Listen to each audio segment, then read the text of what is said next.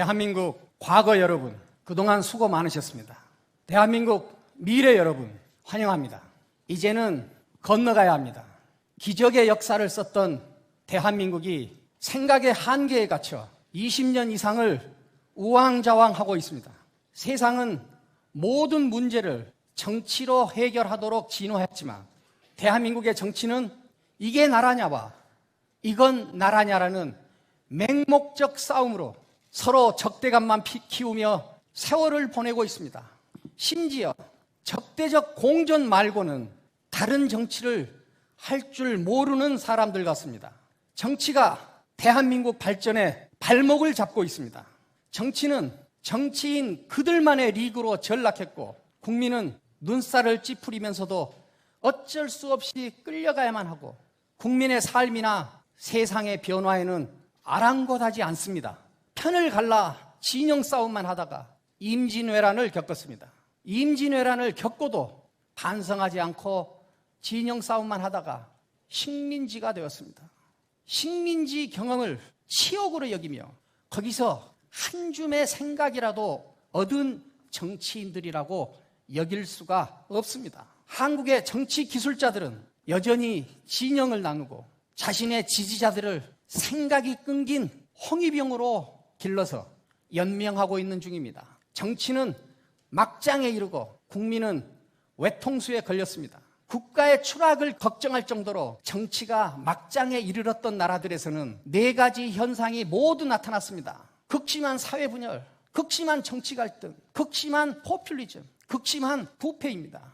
우리 정치 상황은 이 네 가지가 이미 팽배해진 지경입니다. 별 생각 없이 그냥 맹목적으로 사는 사람들은 말할 수도 있습니다. 아니다. 대한민국은 계속 번영할 것이다. 하지만 역사에서는 이 네 가지 현상이 팽배하면서도 번영을 지속한 나라는 단 하나도 없습니다. 지금은 국력을 표현하는 주요 산업 가운데 하나가 반도체이지만 1800년대 후반에는 지하철이었습니다. 1863년에 영국 런던에 세계 최초로 지하철이 생깁니다. 일본 도쿄에는 1927년에 생깁니다. 그런데 아르헨티나 부에노스아이레스에는 도쿄보다 14년이나 빠른 1913년에 생깁니다. 아르헨티나는 그만큼 잘 사는 나라였습니다. 세계 8등하던 나라였습니다. 엄마 찾아 산말리라는 만화를 아실 것입니다. 이태리의 한 어머니가 아르헨티나로 돈 벌러 갑니다. 혼자 남겨진 아들 마르코가 엄마를 너무 그리워하다가 아르헨티나까지 엄마를 찾아가는 여정을 그린 만화입니다. 당시에는 이태리나 프랑스 사람들이 아르헨티나로 돈 벌러 갔습니다. 아르헨티나가 그만큼 잘 사는 나라였습니다. 그렇던 아르헨티나가 지금 어떻습니까? 몇 년 전에 후진국발 금융위기가 났는데 후진국발 금융위기입니다. 그 발원지가 아르헨티나입니다. 극심한 사회분열, 극심한 정치 갈등, 극심한 포퓰리즘, 극심한 부패로 주저앉았습니다. 우리에게 익숙한 방식으로 도달할 수 있는 가장 높은 단계에 도달한 지금이 우리에게는 도약하느냐 추락하느냐의 경계인 것입니다. 정치가 제대로 작동하지 않으면 추락할 것이고 정치가 제대로 작동하면 도약할 것입니다. 정치는 철학과 함께 태어났습니다. 생년월일이 같습니다. 기원전 6세기 좌우에 시작됩니다. 당시 인간들은 이미 사회를 운영하는 수단으로 주먹을 쓰는 것보다 말로 하는 것이 사회의 건강성과 효율성을 훨씬 더 크게 할 수 있다는 것을 안 것입니다.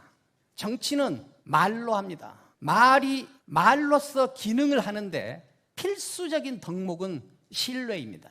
신뢰가 그만큼 중요하기 때문에 신뢰가 지켜질 수 없는 말을 하면 인간으로서는 최소한 부끄러움을 느끼도록 진화했습니다. 그런데 우리 정치에는 수치심이나 부끄러움이 사라졌습니다. 염치가 없습니다. 인간을 동물이 아니라 인간이게 하는 근본적인 덕목을 염치로 보기도 합니다. 염치를 모르면 인간으로서 최소한의 조건도 갖추지 못한 것입니다. 우리는 염치를 모르고 남탓만 하고 거짓말을 밥 먹듯이 하고 내로남불이 일상화된 정치 환경에서 살고 있습니다. 우리 정치 현실이 절망적이라고 할 수밖에 없는 점은 극심한 사회 분열, 극심한 정치 갈등, 극심한 포퓰리즘, 극심한 부패가 제도적인 문제나 정치적 습관에서 비롯된 측면도 있지만 더욱 근본적으로는 인간 자체의 문제까지 내려갔다는 점입니다. 염치를 모르는 지경까지 추락한 정치들이 꾸리는 정치에 우리를 맡겨도 정말 괜찮다고 생각하십니까? 여러분들은 이런 정치 환경 속에서 살아도 정말 자존심이 상하지 않으십니까? 자존감이 유지됩니까? 인간으로서의 최소한의 덕목이 사라지고 네 가지 문제가 팽배해진 것은 그동안 가졌던 상상력과 사명감이 바닥났기 때문입니다. 꿈과 비전이 사라졌기 때문입니다. 건국, 산업화, 민주화의 직선적 발전을 해왔던 우리는 지금 민주화 다음의 비전을 세우지 못하고 있습니다. 비전이 없으면 방황하고 방황이 길어지면 추락할 수밖에 없습니다. 여러분, 그런데 말입니다. 우리가 어떻게 생존해온 민족입니까? 우리가 어떻게 번영시킨 나라입니까?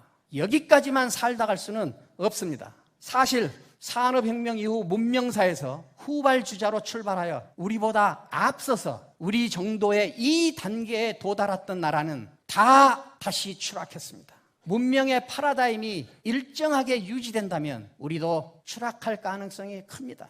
후발주자가 선도적 단계로 올라설 기회를 잡으려면 반드시 기존 파라다임에 균열이 가야 됩니다.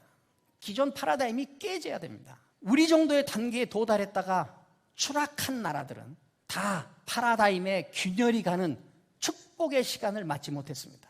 하지만 우리가 후발주자로서 가장 높은 단계에 도달한 지금은 4차 산업혁명이라는 이름으로 기존 파라다임에 이미 균열이 생겼고 그때 때마침 우리의 국력이 가장 강할 때입니다. 여러분, 우리는 지금 우리 민족사에서 맞이해 본 적이 없는 절호의 기회이자 큰 축복을 맞이하고 있습니다. 이 절호의 기회이자 축복을 그대로 흘려보내야 하겠습니까? 아니면 움켜쥐어야 하겠습니까? 무슨 말이 더 필요하겠습니까? 이 절호의 기회는 신이 우리에게 준 마지막 기회일 수도 있습니다. 이 기회를 잡아야 합니다. 이 기회를 잡는 일도 열쇠는 결국 정치가 쥐고 있습니다. 그럼 신이 마지막으로 내린 이 기회를 기존의 정치 방식으로 잡을 수 있겠습니까? 저는 절대 불가능하다고 봅니다. 한국의 희망이 오늘 깃발을 올린 이유는 단 하나입니다. 이 기회를 잡아야 하기 때문입니다. 여러분, 우리가 어떻게 생존해온 민족입니까? 우리가 어떻게 번영시킨 나라입니까? 여기까지만 살다 갈 수는 없습니다. 여기가 우리의 가장 높은 단계에서는 아닙니다. 진영에 갇혀서 아무 생각 없이 정해진 이념만 더 크고 강하게 부르짖는 정치 습관으로는 이 기회를 살리는 일이 불가능한다는데 우리의 간절한 호소가 있는 것입니다. 현재 대한민국의 정치와 비슷한 상황이 명나라 만렵에 있었던 모양입니다. 명나라 만렵에 이타고라는 철학자가 고백합니다. 50 이전의 나는 정말로 한 마리의 개에 불과했다. 앞에 개가 그림자를 보고 짖으면 나도 따라서 짖었다. 누군가가 왜 짖었냐고 물어보면 아무 말 못하고 그저 쑥스럽게 웃을 뿐이었다. 진영에 갇힌 한 마리의 개로 살다 갈 수는 없습니다.